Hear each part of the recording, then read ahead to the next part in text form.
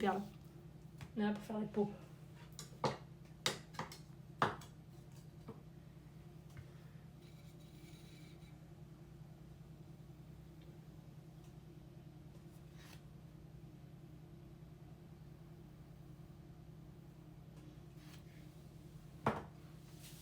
En vrai, je suis gentille. Hein.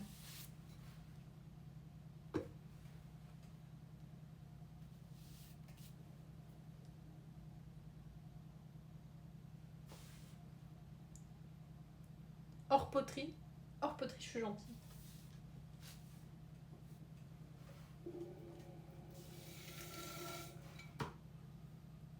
Faut que j'aille faire la fusée. Bon courage.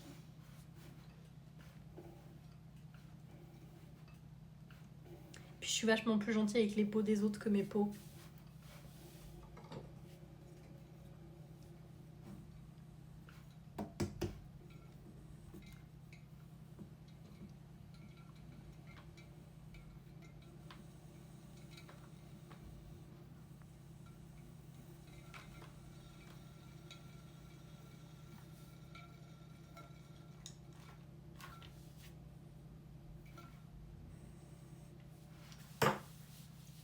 Techniquement, c'est les pots des autres, mais dans le futur, ouais, pas pour le moment.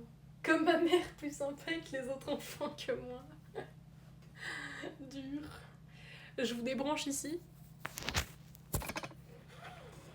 Pour mieux vous rebrancher là-bas. Ok. Il y a quoi comme différentes matières pour faire de la poterie? En gros, il y a différentes argiles. Il y a différents types d'argile. Il y a plusieurs, en gros, grandes familles. Il y a il y a deux grandes familles, on va dire, les cuissons basse température et les cuissons à haute température. Donc dans la basse température, tu as la faïence. Et en grosse température, en haute température, tu as le grès et la porcelaine. Là, je travaille la porcelaine, et sinon, en général, moi, je travaille le grès. Et du coup, c'est vraiment la différence de température. Et ensuite, dans les argiles, dans la faïence, dans le grès, tu vas avoir aussi... elles ont chacune différentes caractéristiques en fonction de leur composition.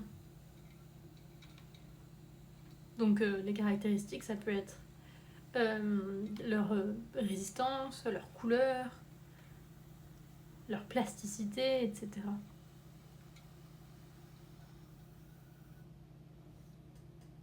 Zilika de queue de Lost Ark. Oh là là. Ah oui, tu fais bien d'aller faire la fusée. À ce stade, tu ne peux pas utiliser la terre si le pot ne te plaît pas. Et à ce stade-là, la porcelaine, c'est une sorte d'argile, oui. C'est un type d'argile.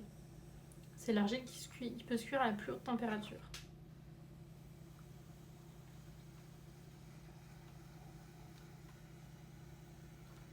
À ce stade-là, si, tu peux complètement recycler parce que c'est pas encore cuit.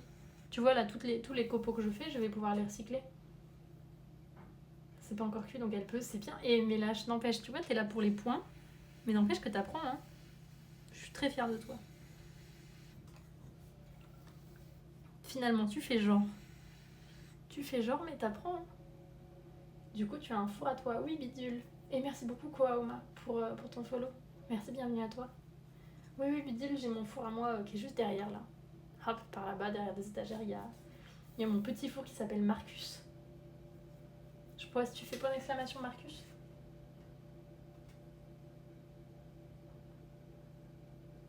Yes. Voilà. J'ai du coup mon four depuis bientôt 1 an.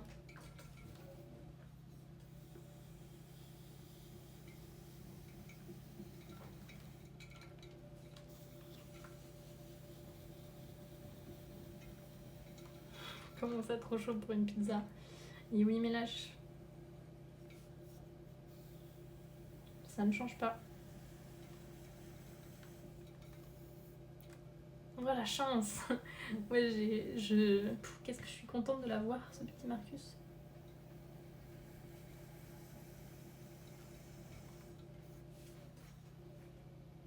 Donc ça fait, je l'ai reçu en mars dernier. T'as déjà essayé la pizza? Non, j'ai pas envie. Non, arrêtez vos bêtises. J'ai une amie qui m'a dit qu'elle avait réchauffé son plat par contre sur le four, mais que ça avait pas tant marché que ça. Ouais, un bel investissement, un gros investissement, mais un investissement nécessaire, on va dire. T'as pas trop le choix, quoi.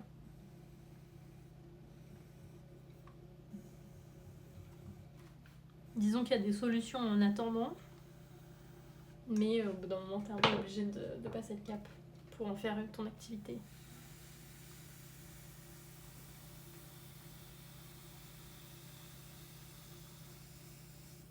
Et pour le coup, tout réchauffer ma bouffe, j'aimerais bien. Une bonne pizza, c'est 350 degrés. Ouais, mais 1220, 1280, c'est un peu chaud, quoi. Imagine, tu t'appelles Marc, t'es super chaud et tu sers qu'à enfourner. Hélène.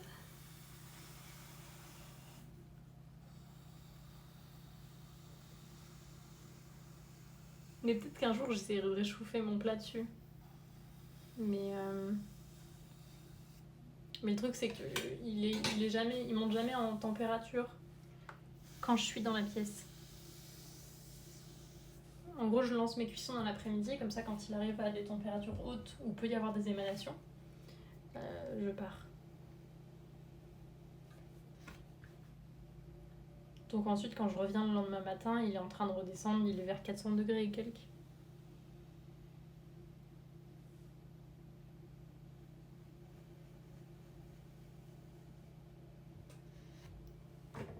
Techniquement, j'ai pas besoin de parler pour les points. C'est vrai. Non, mais tu fais genre, et en fait, la poterie. 1280, tes os partent en fumée. Ouais, c'est bon. Attention, hein, m'emmerdez pas. Hein. J'ai de quoi cacher mes traces. Bon, après, il est pas énorme. Le matin, il est chaud pour une pizza. Ouais, et en vrai, le matin, là, pour faire réchauffer les croissants, là, tu le poses dessus. Après, à l'extérieur, il fait pas 380 degrés non plus. Hein. Il est quand même isolé, le petit. Mais franchement, un lendemain de four, petit crématorium à domicile. Un lendemain de four, tu ramènes tes pizzas, ton petit café. Et puis, il fait pile le bon diamètre. Oui, il fait quoi? Combien de diamètre il fait? Je dirais qu'il fait le diamètre de mon tour. C'est un peu moins peut-être. Tu viens poser tes croissants, tu viens un peu plus tôt, tu prépares ta pizza, tu la cuis le matin pour le midi. Non mais tu réchauffes tes croissants, tu te poses à côté, il fait bon hein.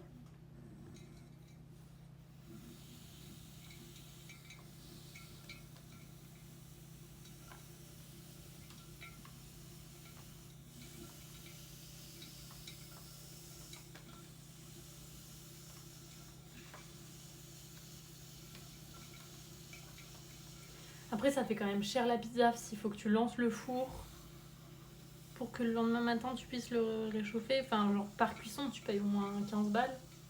Allez 10 balles parce que tu vas te monter en biscuit. Ça fait quand même cher quoi au final.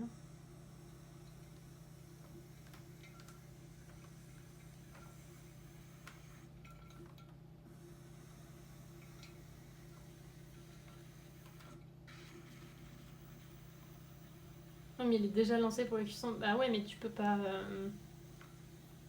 ouvrir, du coup tu peux pas enlever les pièces. Mais combien ça coûte une bonne pizza? Il se casse pas quand tu le lances. Si je lance mon four, si, il risque de se casser. Mais si je l'allume, ça va.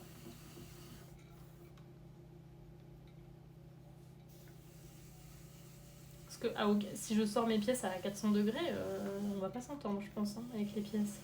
Elles vont se briser par contre. Ouais, il faut que je laisse un étage au-dessus juste pour la pizza. Mais ensuite, il faut que j'ouvre super doucement. Et puis... Le problème, c'est qu'en l'ouvrant à ces températures-là, je peux abîmer les résistances aussi. C'est lourd en plus de le lancer. Ouais, c'est un peu lourd, Webs. Comment tu vas?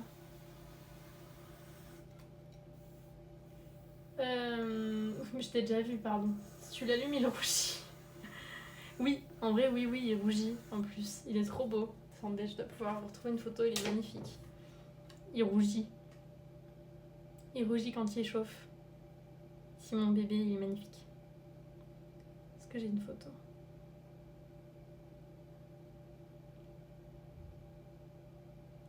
Alors...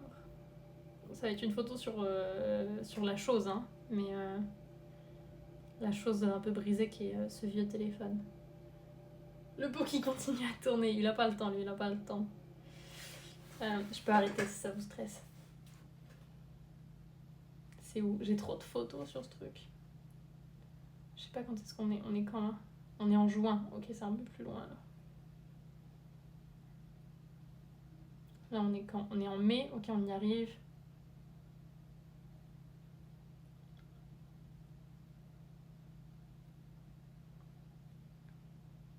Avril. Donc c'est juste avant. Je vais vous trouver. Vous allez voir comme il rougit, comme il est beau. Mars. Putain, on y est. On y est. Mars. Marcus. Attendez, il y a des traces de doigts juste dessus. Regardez, c'est les résistances.